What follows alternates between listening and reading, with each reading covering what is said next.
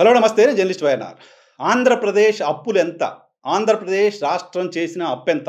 ఆంధ్రప్రదేశ్ రాష్ట్రం మరో శ్రీలంకలా మారబోతోంది.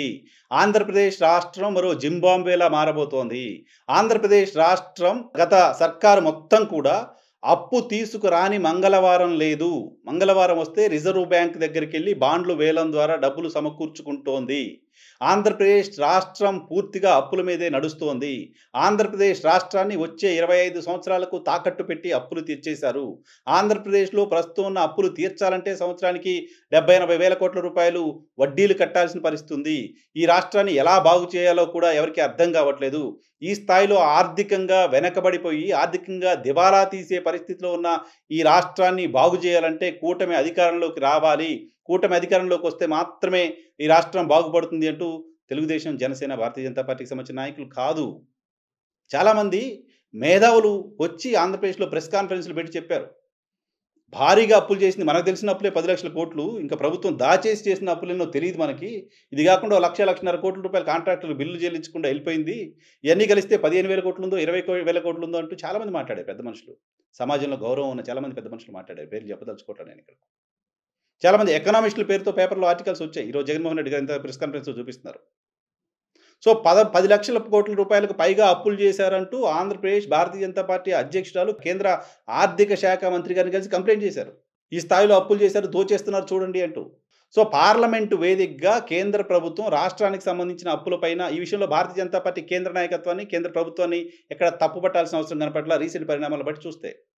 వాళ్ళెప్పుడు కూడా అప్పులకు సంబంధించిన అంశంపైన క్లారిటీ ఇస్తూ వస్తున్నారు. 6,500,000 కోట్లు ఎంతో అప్పులు చేశారు అంటూ చెప్తూ వచ్చారు.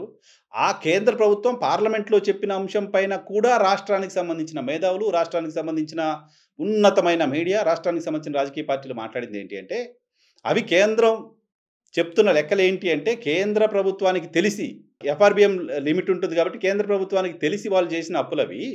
ఇవి కాకుండా కార్పొరేషన్ల ద్వారా చేసిన అప్పులు ఇంకా చాలా ఉన్నాయి. అవి కలిపితే 10,00,000, 12,00,000, 13,00,000, 14,00,000 అయ్యుంటాయి అని చెప్తూ వచ్చారు. సో, చాలా పెద్ద మీడియా హౌసెస్ ఉన్నాయి మనకి.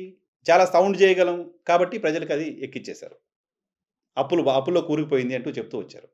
సో, ఇప్పుడు అసెంబ్లీ సాక్షిగా నిన్న బడ్జెట్ ప్రవేశపెట్టిన సందర్భంగా ప్రభుత్వం అధికారికంగా చెప్తున్న లెక్కలే 6,46,000 కోట్ల రూపాయలంతో రాష్ట్ర ప్రభుత్వానికి సంబంధించిన అప్పుగా చెప్తున్నారు.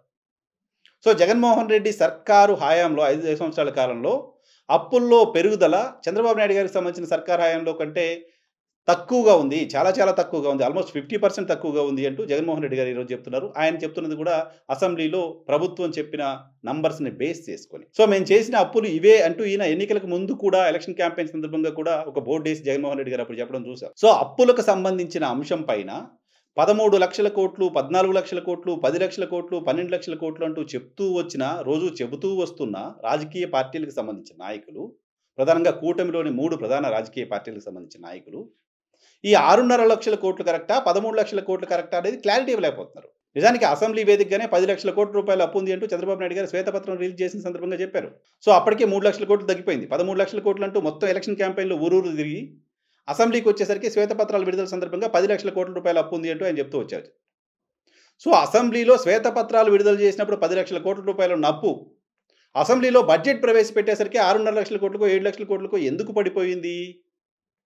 దీనికి ఆన్సరు నాకు తెలీదు. మిగతా రాజకీయ పార్టీలకో, ఈ వీడియో చూస్తున్న వ్యూవర్స్‌కో తెలిసే అవకాశం లేదు. తెలిసే అవకాశం ఉంది. తెలియజెప్పాల్సింది ప్రభుత్వం. అదే ప్రభుత్వం శ్వేతపత్రాలు గురించి మాట్లాడుతున్నప్పుడు 10,00,000 కోట్ల అప్పంది. అదే ప్రభుత్వం ఇప్పుడు బడ్జెట్ ప్రవేశపెట్టినప్పుడు 6,500, 7,00,000 కోట్ల రూపాయలు అప్పంటోంది. ఏది నిజం? ప్రభుత్వంలోకి వచ్చిన వాళ్ళు ఎలక్షన్ క్యాంపెయిన్‌లో చెప్పిందొకటి, అసెంబ్లీలో శ్వేతపత్రాలప్పుడు చెప్పిందొకటి, అసెంబ్లీలో బడ్జెట్ ప్రవేశపెడుతున్నప్పుడు చెప్పిందొకటి. ఈ మూడిట్లో ఏది నిజం?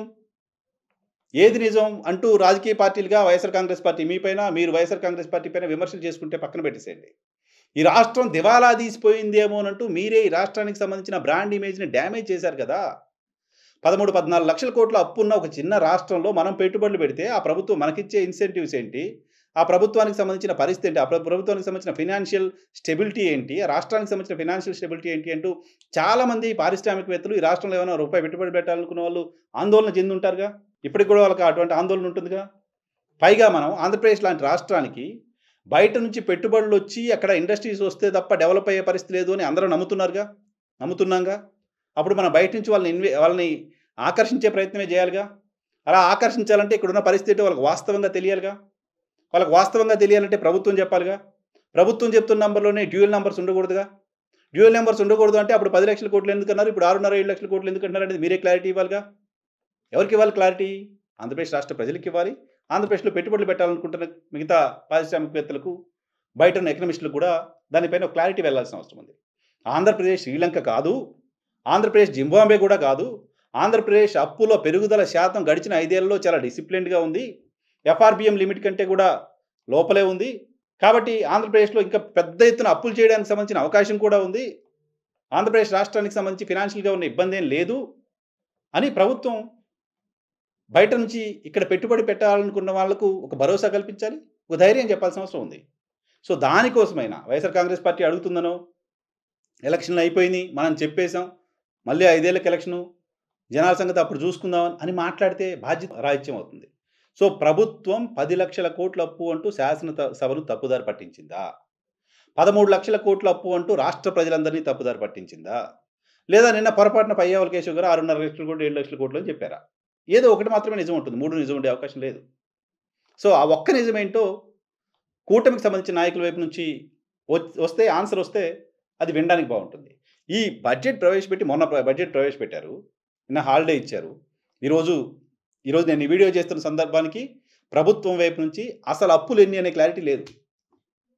అసలు అప్పులెన్ని క్లారిటీ ఇంత బయట ఇంత చర్చ జరుగుతుంది. సోషల్ మీడియాలో చర్చ జరుగుతుంది. బహుశా అన్‌ఫార్చునేట్‌లీ ఆంధ్రప్రదేశ్‌లో రాజకీయ పార్టీలకు ఈరోజు తిరిగింది మాట్లాడడానికి. ఆంధ్రప్రదేశ్‌లో ఉన్న ప్రధానమైన మీడియాకు ఏది తప్పు, వీళ్ళు అంతకుముందు ఏం చెప్పారు, ఇప్పుడు ఏం చెప్పారని కాస్త కూర్చొని అనలైజ్ చేసి, ప్రజల కోణంలోంచి ఆలోచించి రాసే ఓపిక చాలా తక్కువ మందికి మాత్రమే ఉంది. అటువంటి తక్కువ మందికి రీచ్ తక్కువగా ఉంది. ఆంధ్రప్రదేశ్‌లో ప్రజలను ఉద్ధరించడం కోసం పెట్టామని మీడియా హౌస్‌లు ఎవరిని ఉద్ధరించడం కోసం పనిచేస్తున్నాయి. ఈ ఒక్క ఇష్యూ చూస్తే అర్థమైపోతుంది. కాబట్టి ఈ అంశం పైన ప్రభుత్వం క్లారిటీ ఇవ్వాలి. అది కరెక్టా? ఇది కరెక్టా? వీళ్ళు చెప్తుంది కరెక్టా? క్లారిటీ ఇస్తే ఆంధ్రప్రదేశ్ అప్పుల అంశం పైన ఆంధ్రప్రదేశ్ రాష్ట్రానికి సంబంధించిన ప్రజలు, ఆంధ్రప్రదేశ్‌కి రావాలనుకుంటున్న కంపెనీలు ఒక కంక్లూజన్‌కి రావడానికి సంబంధించిన ఆస్కారం ఉంటుంది.